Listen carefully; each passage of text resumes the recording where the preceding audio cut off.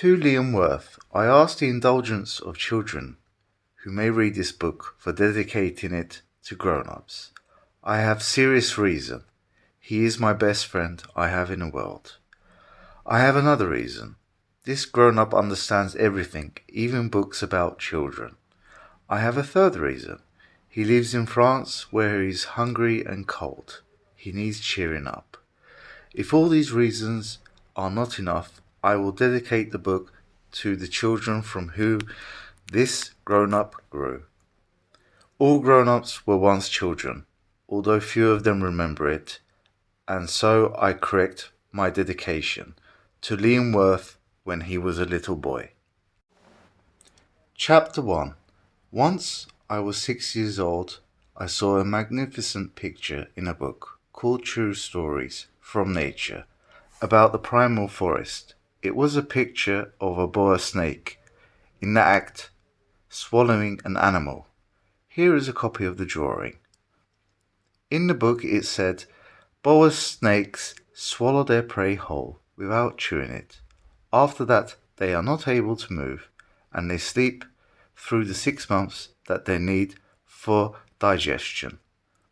I pondered deeply when over the adventures of the jungle, and after some work with a coloured pencil I succeeded in making my first drawing.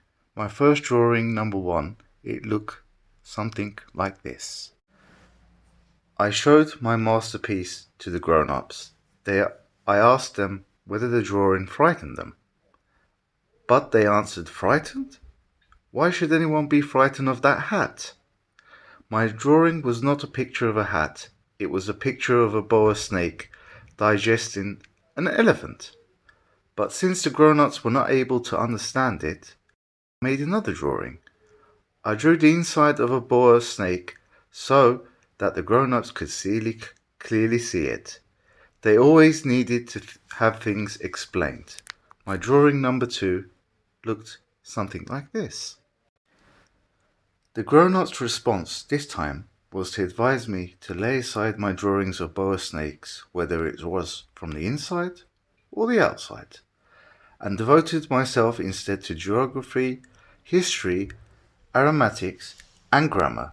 That is why, at the age of 6, I gave up what might have been a magnificent career as a painter. I had been disheartened by the failure of my drawing number 1 and my drawing number 2. Grown-ups never understand anything by themselves, and it is tiresome for children to be always and forever explaining things to them. So then I chose another profession. I learned to pilot airplanes. I have flown a little all over the parts of the world, and it is true that geography has been very useful to me.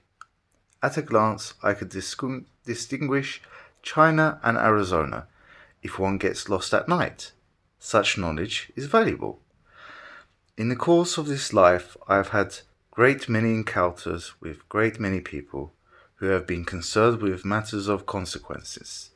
I have lived a great deal among grown-ups. I have seen them intimately close at hand, and that hasn't much improved my opinion of them. Whenever I met one of them, they seemed to me at all clear-sighted.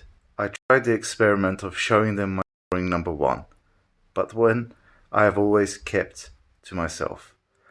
I would try to find out if this was a person of true understanding, but whoever it is, or she, would always say, that is a hat.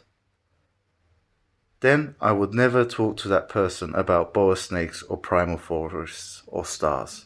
I would bring myself down to his level. I would talk to him about bridge and golf and politics and neckties, and the grown-ups would be greatly pleased to have such met a sensible man.